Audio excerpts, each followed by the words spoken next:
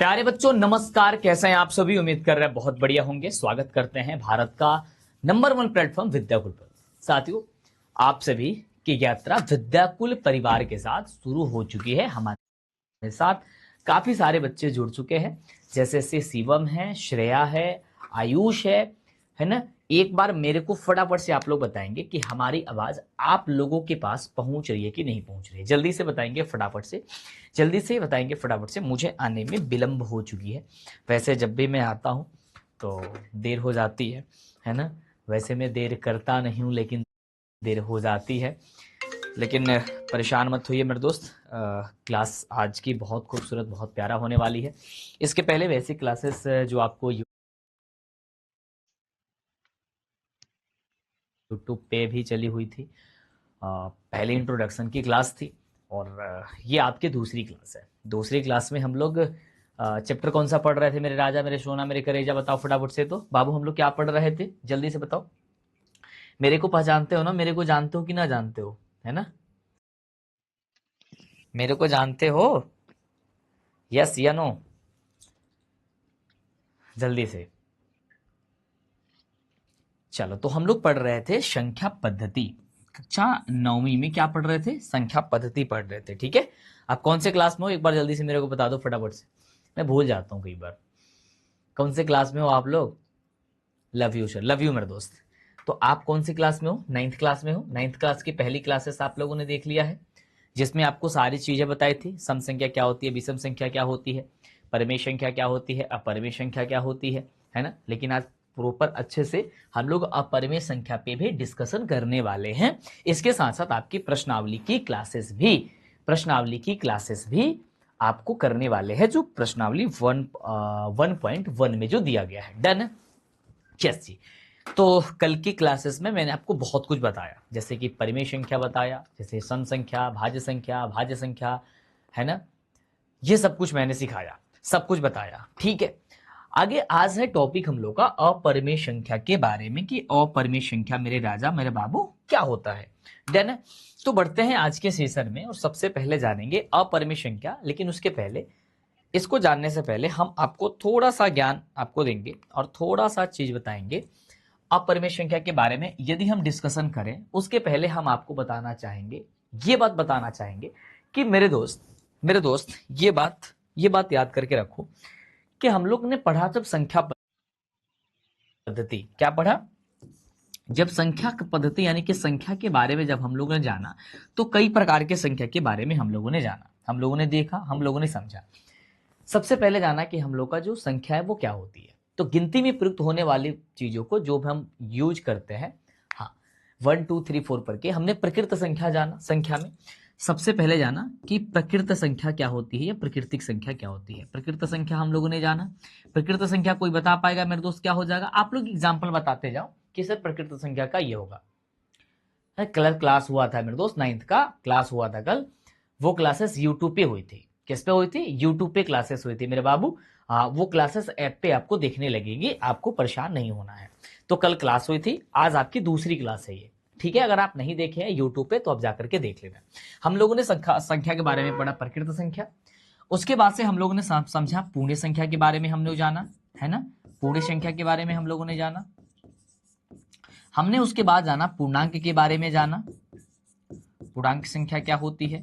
हमने उसके बाद से क्या क्या जाना, तो हमने, आप कहिएगा कि बंटू भैया हम लोगों ने जाना सम संख्या के बारे में भी जाना, कि सम संख्या क्या होती है। कल हम लोगों ने ये सारी चीजें पढ़ रखा है।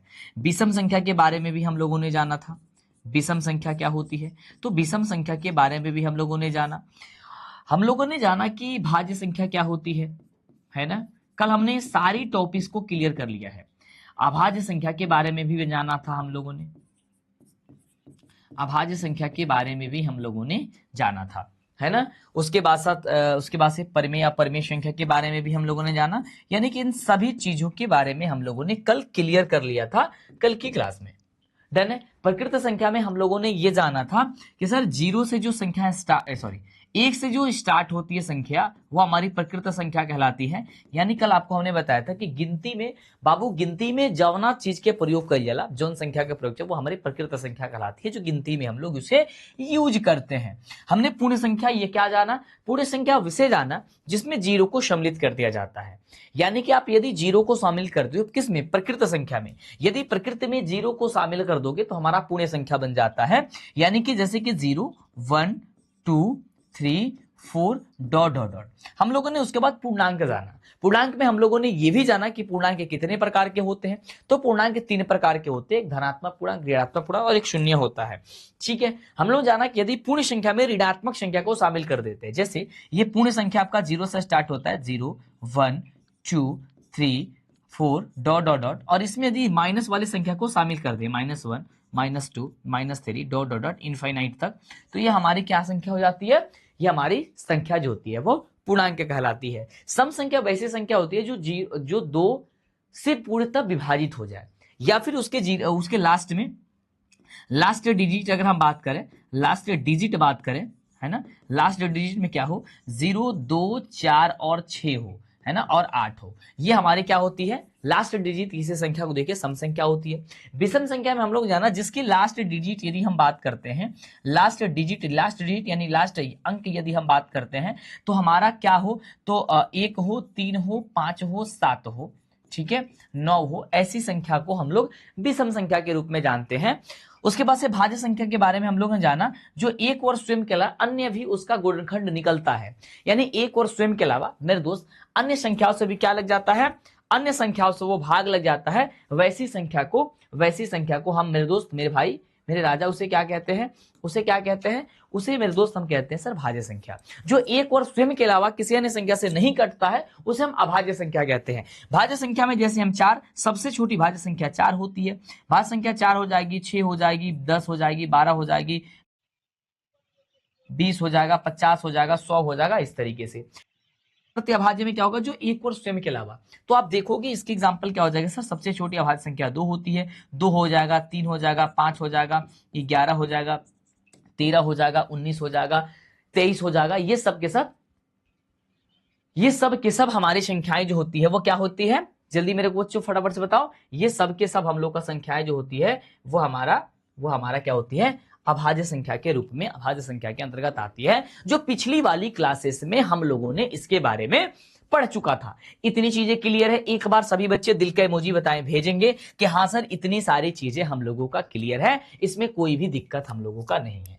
ठीक है, अगर एक बार मुझे बताएंगे कि इसमें कोई दिक्कत नहीं है तो मुझे बताएंगे फटाफट से, जल्दी मेरे को बताएंगे फटाफट से। इतनी सारी चीजें यदि सही है तो एक बार दिल का इमोजी भेजेंगे कि मेरे बाबू ये चीजें, हाँ।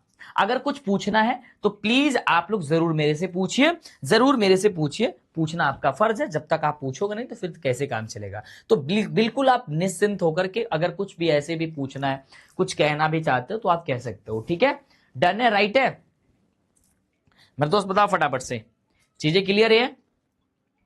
यस, हाँ, डाउट है सर? बताओ क्या डाउट है, जो डाउट है वो डाउट बता दो आप प्लीज, जो डाउट है वो डाउट बता दो सर। फिर से बताएं इसे, ये चीज तुम ना समझ पाए थे कल? अरे यार चलो, मैं पीडीएफ रखा हूं, पीडीएफ लगा के समझा देता हूं, ध्यान से देखो। चलो अब मैं समझा ही देता हूं, रुक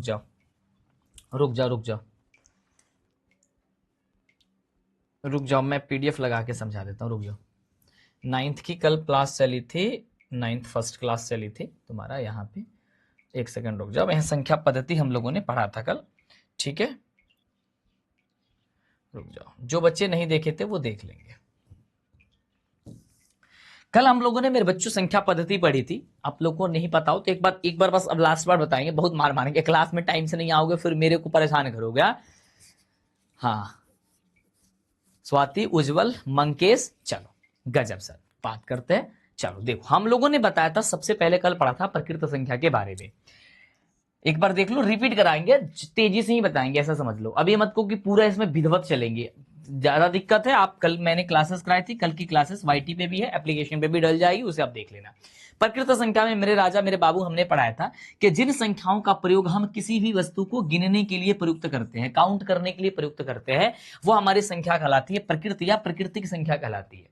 ठीक है। मान लो कि हम पूछे कि इस क्लास में कितने बच्चे हैं, तुम्हारे ये भाई कितने हैं, बहन कितनी है ना। तो इसमें किसी भी संख्या को, किसी भी चीज को गिनने के लिए जो संख्या का प्रयोग करते हैं उसे हम लोग प्रकृत संख्या या प्राकृतिक संख्या कहते हैं।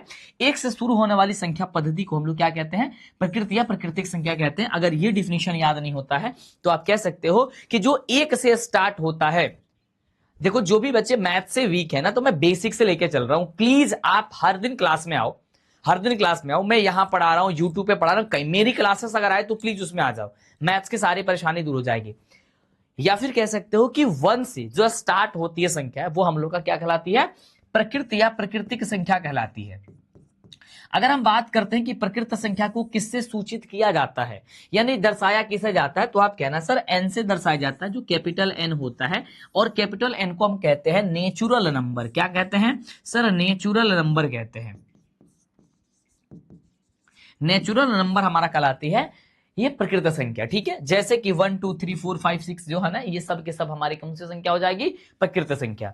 उसके दिन बाद हमने समझाया था आपको कल पूर्ण संख्या के बारे में कि पूर्ण क्या होती है। तो बड़ा अच्छा सा डिफिनेशन हमने लिख के रखा था कि प्रकृत संख्या के संग्रह में, यानी कि जो प्रकृत संख्या होती है उसमें यदि हम जीरो को यानी कि शून्य को शामिल कर देते हैं, उसे हम शून्य को शामिल कर देते हैं, तो वह हमारी संख्या जो बन जाती है, वो मेरे बच्चों वो हमारी पूर्ण संख्या बन जाती है। बोलो क्लियर है, बोलो क्लियर है कि नहीं क्लियर है, क्लियर है कि नहीं क्लियर है, बोलो फटाफट से, यस सर क्लियर है, गुड नाइस।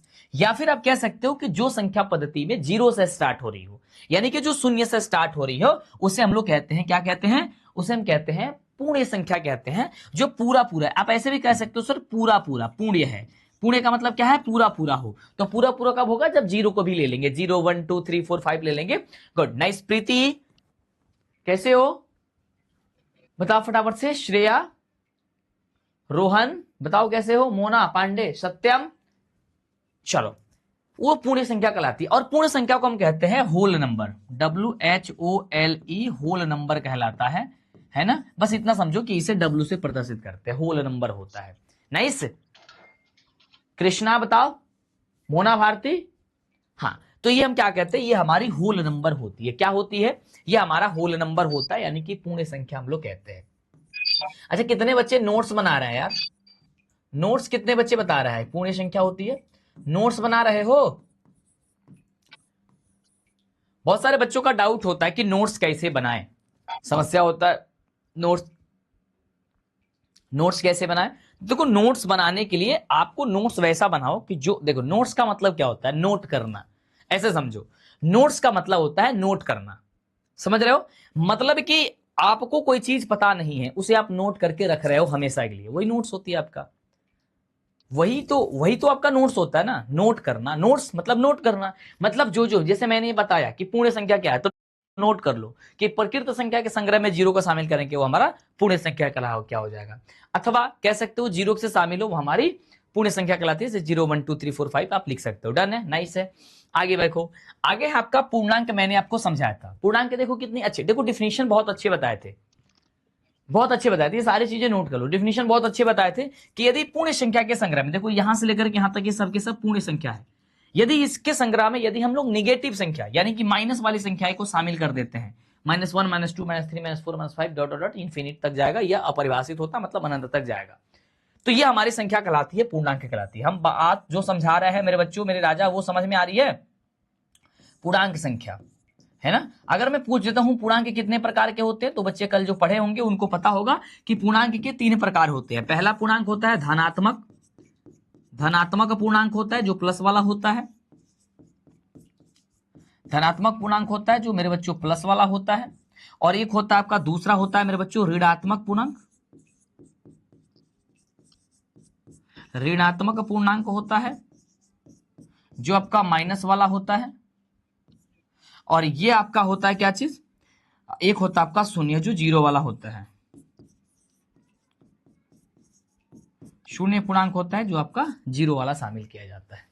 नाइस है, समझ में आया। यस, 3 प्रकार का होता है, धनात्मक, ऋणात्मक और शून्य होता है। और आपका ये डन है, यहां तक चीजें समझ में आ गई। चलो, इसका इंग्लिश क्या होता है, इसका इंग्लिश होता है इंटीजर। क्या बोलते हैं इसको, इंटीजर बोलते हैं। गुड। एक बच्चा कह रहा सर ये सब नोट्स हमने पहले ही बना लिया है। हाँ गुड। एक बच्चा कह रहा कि सर मैं तो पढ़ चुकी थी, पहले वाली क्लास मैंने देखी थी, नाइस बात है। बट एक बार और रिवीजन करा देते हैं, भूल गए होंगे तो उसे आप रिवीजन कर लो, बच्चे को दिक्कत था तो। चलो अब बात करते हैं सम संख्या के बारे में। सम क्या होती है? तो वैसी संख्या जेकरा के हमनी के 2 से कटावल जा सके, यानी वैसी संख्या जिसे हम लोग 2 से भाग दे सकते हैं, वे संख्या हमारा कहलाती है क्या चीज? सम संख्या कहलाती है। क्या कहलाती है? वो हमारी संख्या कहलाती है सम संख्या। क्या कहलाती है मेरे दोस्त? सम संख्या कहलाती है वैसी संख्या जिसे हम लोग 2 से भाग दे सकते हैं। अथवा कह सकते हैं कि जिस संख्या के अंत में अगर हम बात करें 0 2 4 6 हो आ रहा हो, उसे हम लोग सम संख्या कहते हैं। और सम संख्या को हम लोग इवन नंबर भी कहते हैं इंग्लिश में।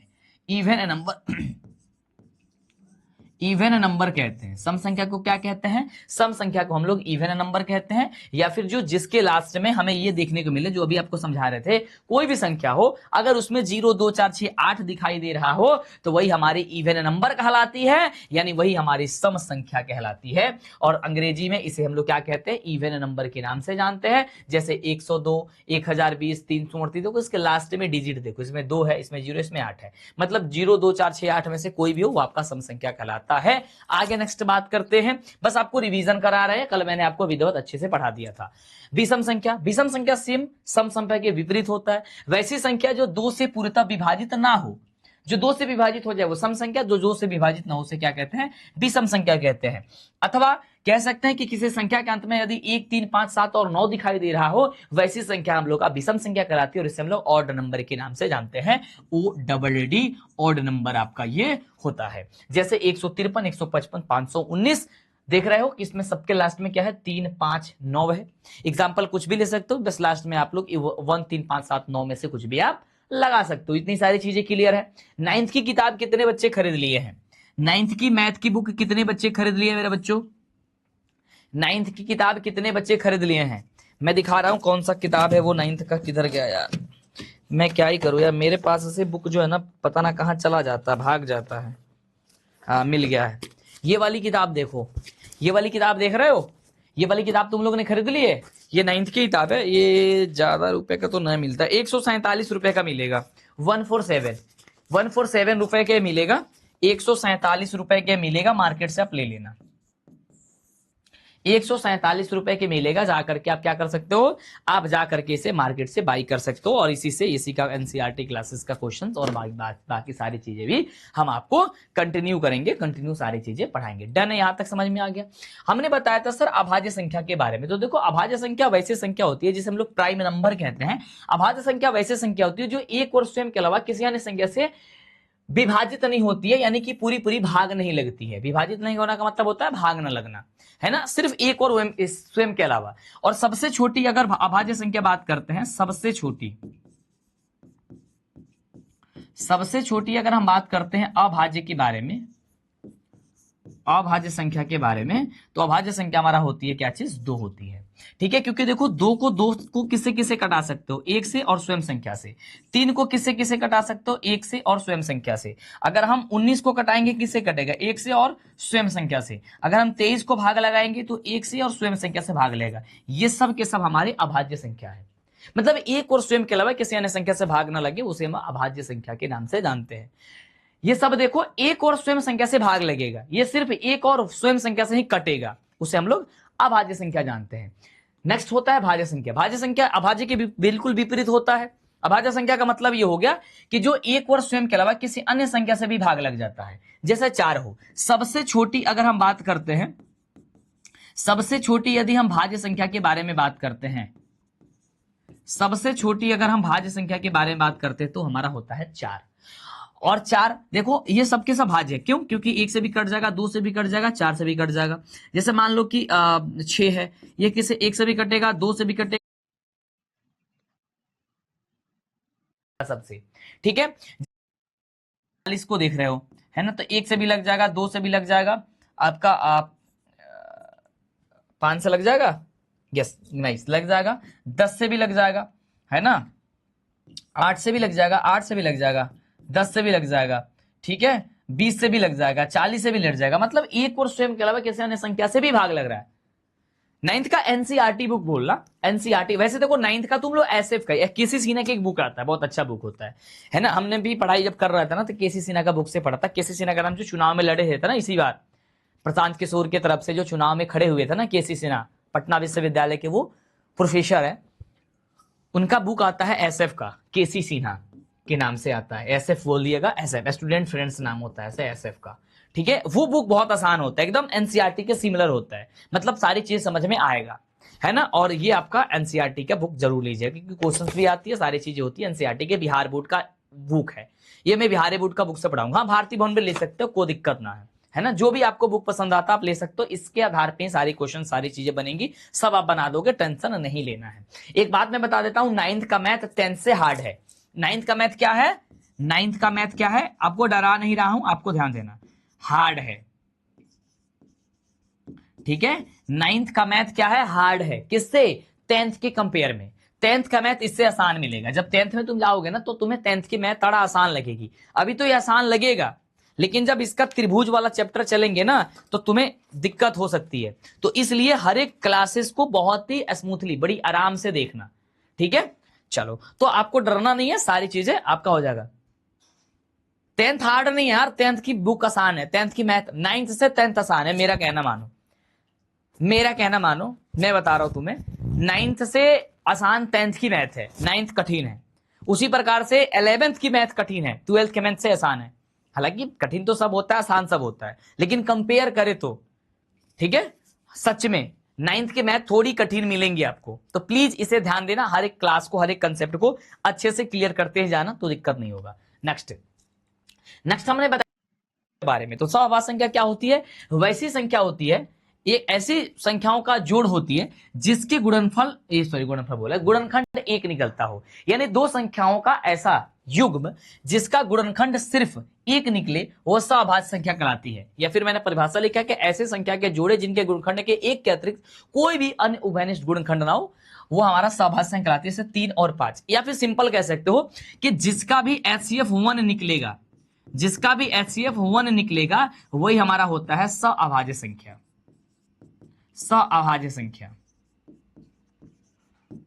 जिसका HCF क्या निकलेगा, सिर्फ एक निकलेगा, वो हमारा सहअभाज्य संख्या होगा।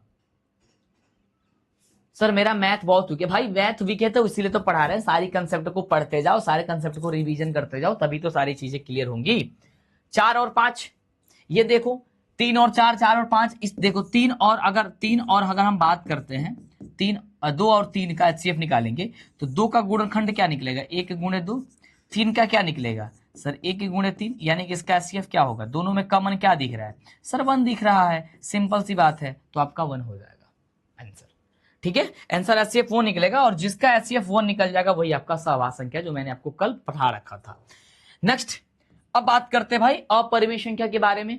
अपरिमेय संख्या के बारे में हमने आपको क्या पढ़ा रखा कि वैसी संख्या जिसे हम लोग P/Q के रूप में लिख सके, यानी कि जकड़ा के हमने के अंश बटा हर के रूप में लिखल जाए, जिसको हम लोग किस में लिख सकते हैं, अंश बटा हर के रूप में, अंश बटा हर के रूप में लिख सकते हैं, वही हमारा क्या होती है, परिमेय संख्या होती है। और ये P और Q जो होती है वो दोनों का दोनों हम लोग का क्या होती है, पूर्णांक होती है। और पूर्णांक क्या हो सकती है, पूर्णांक हमारा प्लस, धनात्मक, ऋणात्मक और शून्य संख्या भी हो सकती है। बस यहाँ पे यही ध्यान देना होता है मेरे दोस्त कि नीचे यानी कि R का, ये Q का वैल्यू जो है ना, Q बराबर 0 नहीं होना चाहिए। Q बराबर क्या नहीं होना चाहिए, 0 नहीं। प्राइम नंबर अभी समझाए थे, अभाज्य संख्या होती है, अभाज्य संख्या होती है, ठीक है। यहां तक चीजें क्लियर है, एक बार बताना हाँ मंटू सर क्लियर है, यहां तक क्लियर है, यस। चलो ये चीजें आपको 10th की है, वास्तविक संख्या आज ना पढ़ाएंगे, ठीक है। नाइस, हम लोग यहां तक क्लियर कर लिखे थे कल, ठीक है। एक बात, उसके पहले हम लोगों ने इसमें पढ़ा था अपरिमेय संख्या के बारे में, जो आज का फिलहाल टॉपिक भी है, अपरिमेय संख्या। नाइस, चलो तो अपरिमेय संख्या क्या है, मैंने परिमेय संख्या के बारे में समझाया कि वैसी संख्या जो P/Q के रूप में लिखा जा सके वो परिमेय होती है, और अपरिमेय होती है बिल्कुल इसका अपोजिट होता है। क्या होता है, अपरिमेय संख्या इसका बिल्कुल अपोजिट होता है। अपोजिट कैसे होती है, ध्यान से देखो कि जिसे हम लोग P/Q के रूप में, P/Q के रूप में नहीं लिख सकते हैं, क्या कर सके, P/Q नहीं लिख सके, वो हमारी संख्या जो होती है वो हमारी अपरिमेय। मेरे राजा, मेरे बाबू, मुझे बताओ अगर √7 को हम लिखना चाहते हैं P/Q के रूप में, वो होगा नहीं होगा, ये आसानी से रूट से बाहर ही नहीं जाएगा, समझ रहे हो। तो ये सारी की सारी संख्या जो है ना, सारी की सारी संख्या जो है ना, वो क्या हो जाएगा, वो हमारी अपरिमेय संख्या हो जाएगी। अपरिमेय संख्या। सर आपका नाम मंटू सर है, बिल्कुल मेरे दोस्त, मेरा ही नाम मंटू सर है ना। हाँ, मेरा ही नाम मंटू सर है मेरे दोस्त। अभी तक ना पता था मेरे नाम के बारे में, अच्छा क्या कर हमारा नाम के बारे में ना पता लगा था। गाइज मुझे लग रहा है कि ये कौन है, स्वाति। गाइज मुझे लग रहा है ये रिकॉर्डेड क्लास है भाई, ये रिकॉर्डेड क्लास चलता हो माने हमरा के तू लोग बताओ लोग रिकॉर्डेड। देखा हम पढ़ावे समय में सीरियस मूड से पढ़ाते हैं। देखो पढ़ाई करने का, देखो मैं आज से नहीं, मैं जब पढ़ता था तभी से बात है मेरी कि मैं जब पढ़ता हूं तो सीरियस मूड में पढ़ता हूं, और पढ़ाई सीरियस मूड में ही होना चाहिए। ऐसा नहीं है कि 2 घंटे की पढ़ाई तुम 10 घंटे में कंप्लीट करो। मेरा काम ये होता है कि आधे घंटे पढ़ाएंगे, लेकिन आधे घंटे की पढ़ाई तुम्हें 2 घंटे वाली पढ़ा देंगे और 2 घंटे वाली पढ़ भी लेंगे। हमने आज तक जिंदगी में, मैं बता रहा हूं, मैं आज तक जिंदगी में लगातार 4 घंटे बैठकर नहीं पढ़ाई किया है, कसम से कह रहा है, इस बात को ध्यान रखना। मैं आज तक लगातार 4 घंटे पढ़ाई नहीं किया हूं। मैं 1 घंटे पढ़ता था, आधे घंटे पढ़ता था, आधे घंटे और 1 घंटे यार पढ़ाई के लिए बहुत होते हैं, माइंड के लिए बहुत बात है यार। आधे घंटे और 1 घंटे की पढ़ाई माइंड के लिए बहुत बड़ी चीज है। लेकिन तुम पढ़ाई को क्या गिनते हो, तुम कुछ लिख रहे हो उसको भी गिन लोगे कि मैं पढ़ाई करता हूं, उसको पढ़ाई बोलते हैं यार, उसको पढ़ाई बोलते हैं। हमारे सोच से उसको पढ़ाई उढ़ाई ना बोलते हैं। मान लो कि कोई नोट्स बना रहे हो, कॉपी में से देख के लिख रहे हो, सर हम यहाँ पे पढ़ा दिए, उसको देख देख के लिख रहे हो, तो इसको पढ़ाई बोलते हैं। अगर क्या पढ़ाई बोला जाला, अगर क्या पढ़ाई बोला जाला कि हम 2 घंटा से लिखा था नहीं, यानी 2 घंटा से पढ़ रहे थे, नहीं, हमारे मतलब में इसको पढ़ाई नहीं बोलते। ये तो बस ये छोटी मोटी चीज है, पॉइंट्स है, तुम आप नोट्स बना रहे हो वो तो क्लियर कर रहे हो। लेकिन देखो यार, पढ़ाई का मेन मतलब होता है जब किसी चीज को बैठ करके इत्मीनान से समझ रहे हो, उस चीज को प्रैक्टिस कर रहे हो, उसे समझ के आप कर रहे हो कि हाँ मुझे ये चीजें है, ठीक है। तो ये बातें होनी चाहिए। जब भी पढ़ो ना, आधे घंटे पढ़ मेरे दोस्त, मेरे भाई, मेरे दीदी, मेरे बच्चों, आधे घंटे पढ़े, 1 घंटे पढ़ो, ज्यादा नहीं पढ़ना है तुम्हें, लेकिन आधे घंटे की एकदम ईमानदारी से पढ़ो, मन से पढ़ो, तब देखो कितनी मजा आएगी और सारी चीजें कंप्लीटेड हो जाएगी।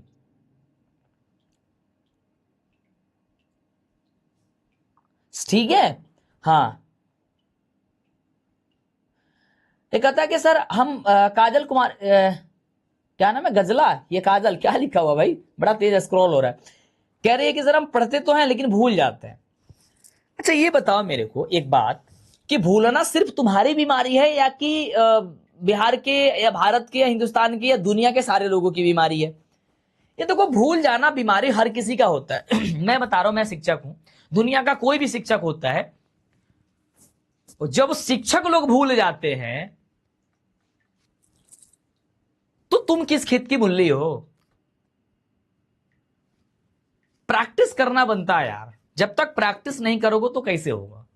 भूलना बीमारी है, और भूलने को ही बार बार आप जब प्रैक्टिस करोगे तो ही जाकर कंप्लीट होगा। तो आप भूल रहे हो, उसे पढ़ो, इसे रिपीट करो, तो जाके समझ में आएगा सारी चीजें। चलो वैसे सॉरी, वैसी संख्या जिसे p बटा q के रूप में हम नहीं लिख सकते, वो संख्या हमारे अपरिमेय कहलाती है, जहां p और q क्या होता है, पूर्णांक होती है। इस बात को ध्यान देकर के रखना, तथा q बराबर इसमें भी नहीं होता है 0, यानी कि q का वैल्यू अगर हम लोग इसमें 0 रख देंगे तो हमारी ये संख्याएं जो है ना खत्म हो जाएगा, कुछ हो गए नहीं, यहाँ पे होना चाहिए, ठीक है। जैसे √7 हो गया, √3 हो गया, √2 हो गया, ये सब के सब हमारे संख्याएं जो होती है अपरिमेय संख्या होती है। कौन सी संख्या होती है? अपरिमेय संख्या होती है। कैसी संख्या होती है? अपरिमेय। अपरिमेय, ये हमारी होती है अपरिमेय संख्या। क्या होती है? ये सब के सब संख्याएं कैसी होती है? संख्याएं, ये संख्याएं सब के सब हमारी अपरिमेय संख्याएं होती है। समझ गए हो? समझ गए हो मेरे बाबू? बोलो फटाफट से कि हाँ मंटू सर, हम लोगों ने इस चीज को समझ गए। नेक्स्ट, तो अब समझ गए हैं, तो अब चलेंगे हम प्रश्नावली वाली क्वेश्चंस पे, प्रश्नावली वाले चीजें पे। अब प्रश्नावली ओपन करो, बुक ओपन करो और इसमें का पढ़ो फटाफट जल्दी से।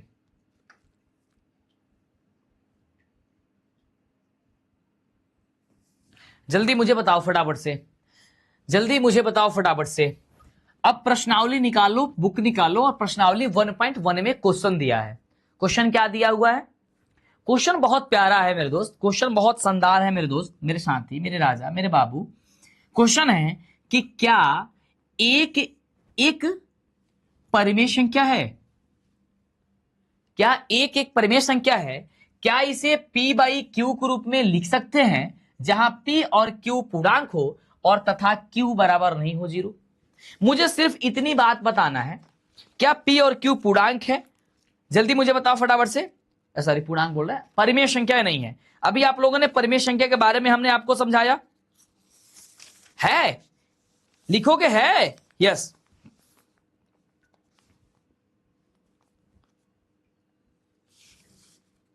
अरे एक थोड़ी ना, प्रश्न में मुझे लग रहा है गलत यार, क्वेश्चन 0 होना चाहिए। ये एक है, कैसे मैंने लिख दिया? क्या शून्य एक परिमेय संख्या? सॉरी यार, यहाँ पे एक नहीं होगा, शून्य होगा। टाइपिस्ट ने गलती कर दिया, बुक में कुछ और है। रुक जाओ रुक जाओ रुक जाओ मेरे दोस्त। यस, आप वैसे एक भी आपका शून्य संख्या। रुक जाओ रुक जाओ, यह यहाँ पे एक नहीं होगा, यहाँ पे होगा शून्य। रुक जाओ रुक जाओ भाई, रुक जाओ रुक जाओ रुक जाओ भाई, रुक जाओ, भाग मत तू। देख क्या 0 लिखना। ओए होए,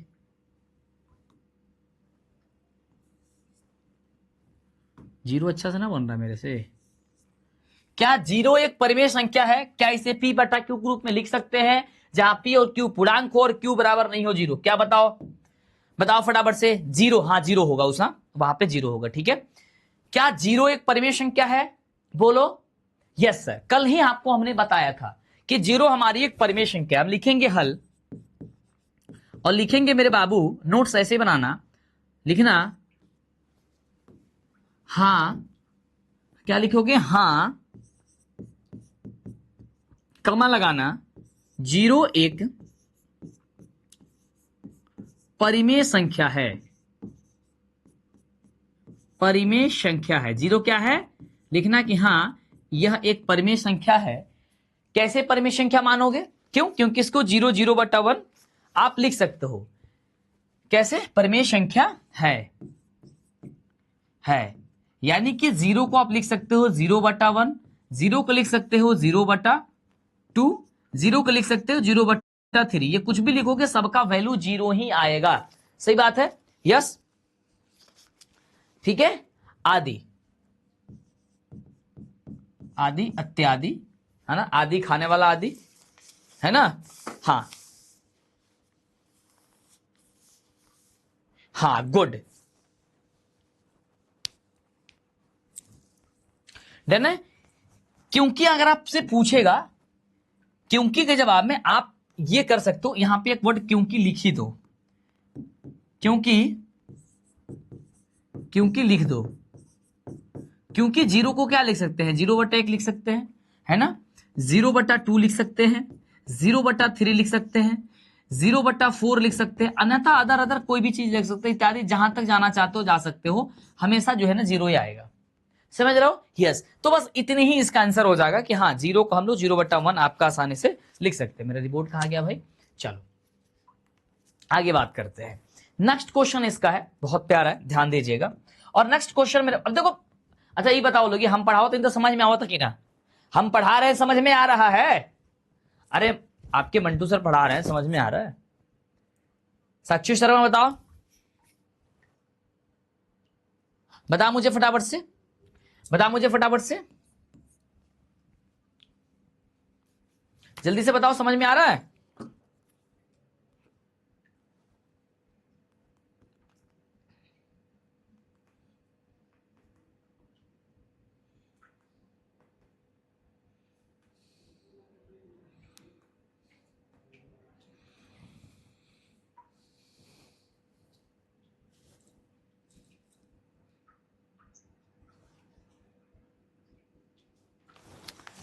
एक बच्चा कौन है भाई, कह रहा है कि सर परिमेय संख्या और भिन्न में क्या अंतर है?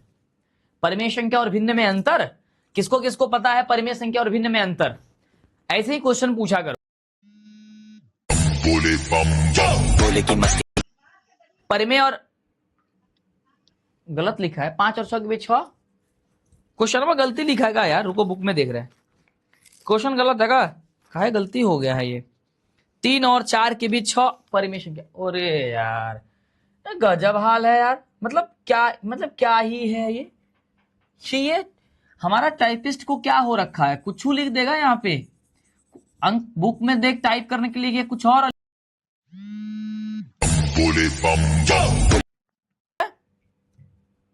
कौन कौन संख्या है, 3 और 4 है। सॉरी भाई, ये 3 और 4, चलो 3 और 4 के बीच 6 परिमेय संख्या लिखना है। चलो इसके पहले आपको, हाँ 3 और 4 मैंने सुधार दिया। चलो अच्छा, एक बच्चा पूछा था मेरे से कि सर भिन्न और परिमेय संख्या में क्या अंतर है। दोनों तो देखने में वही है कि अंश बटा हर ग्रुप में लिखा जाता है। तो देखो भिन्न में और भिन्न और परिमेय संख्या में बस सिंपल सा एक अंतर है। भिन्न और परिमेय संख्या में एक सिंपल सा अंतर है। भिन्न और परिमेय संख्या में अंतर यह है कि भिन्न को जब भी आप लिखोगे तो केवल धनात्मक संख्या शामिल होती है। इसमें धनात्मक पूर्णांक धनात्मक होती है, सिर्फ धनात्मक से बनता है। लेकिन परिमेय होती है धनात्मक ऋणात्मक शून्य सब भी से हो सकती है। समझ गए, तो इतनी बात याद रखना। Good, nice. आगे बात करते हैं, इसको बनाते हैं, हल करते हैं। हल 3 और 4 के बीच 6 परिमेय संख्या लिखना है। अब 3 और 4 के बीच जब 6 परिमेय संख्या लिखना है तो आप कैसे करोगे। देखो सबसे पहली बात तो यह है कि यहां पे एक बात मेरे को समझो, 3 को आप 3/1 भी कर सकते हो और आप 4 को 4/1 भी कर सकते हो। नाइस, ठीक है। देखो एक बात मैं आपको क्लियर कर दूं, को बोलो कौन सा बात सर क्लियर करिएगा। एक बात मैं आपको क्लियर कर दूं,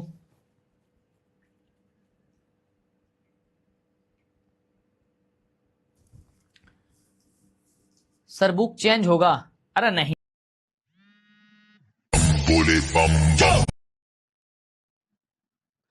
बार बार माथा काल बुका देखें, उसके लिए फेरे में काहे पड़ा हुआ है। मुझे ये समझ नहीं आती तुमको इसकी टेंशन क्यों है कि बुक चेंज होगा कि नहीं होगा। ठीक है,